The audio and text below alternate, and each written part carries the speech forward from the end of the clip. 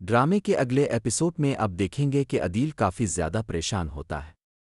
سرجنا اور مصطفیٰ کے درمیان تنازع ختم ہو گیا ہے۔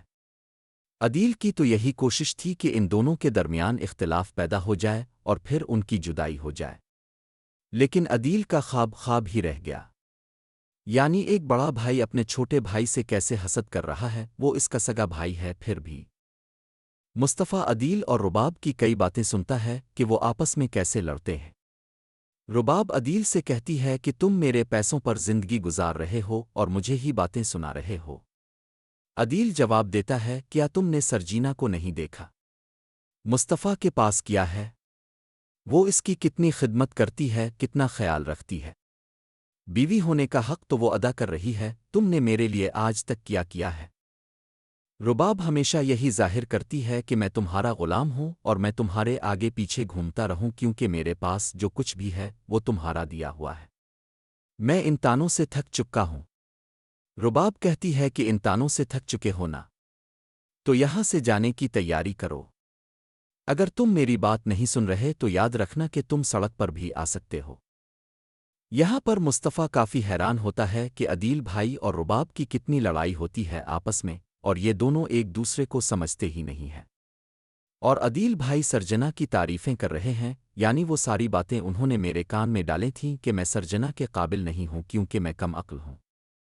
یہاں پر مصطفیٰ سمجھ جاتا ہے کہ عدیل کس قدر نفرت پیدا کرنا چاہتا ہے ان دونوں کے درمیان۔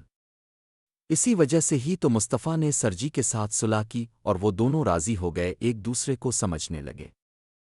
آگے اب ڈرامے میں ایک نہایت ہی دلچسپ منظر دیکھنے کو ملے گا، جہاں پر سرجی رات کو باہر آتی ہے اور عدیل شاید اس کے ساتھ بے تکلف ہونے کی کوشش کرتا ہے یا پھر اسے مزید باتیں سناتا ہے کہ شاید تم نے میری باتوں کو غور سے نہیں سنا۔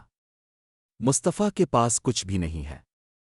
اپنی زندگی کے بارے میں سوچو سرجی، اپنے مستقبل کے بارے میں سوچو۔ عدیل کہتا ہے، کیا ہو گیا ہے تمہیں؟ ایک مصطفیٰ جیسے ناکام شخص کے ساتھ ساری زندگی گزار دو گی؟ یعنی اپنی زندگی کو اپنے ہاتھوں سے برباد کر رہی ہو سکتا ہے کہ عدیل یہاں پر اس کا ہاتھ پکڑنے کی کوشش کرے یا کچھ ایسا کرے جس سے مصطفیٰ کو کافی غصہ آتا ہے۔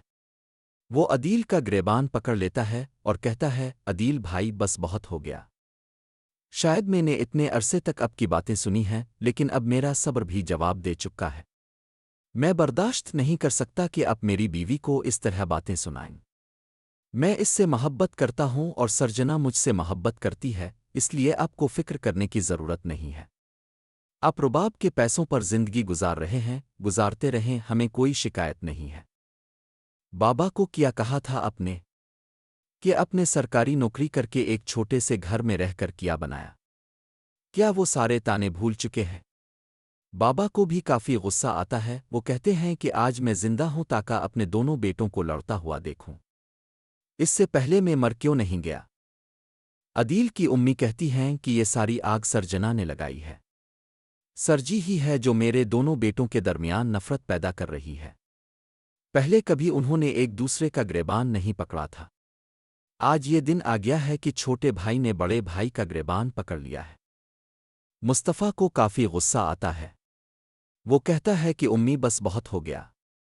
سرجنا دن رات اب کی خدمت میں لگی رہتی ہے، لیکن کبھی بھی اپنے اس کی تعریف کے دو بول نہیں بولے۔ پھر وہ سرجنا کا ہاتھ پکڑ کر اسے وہاں سے لے جاتا ہے۔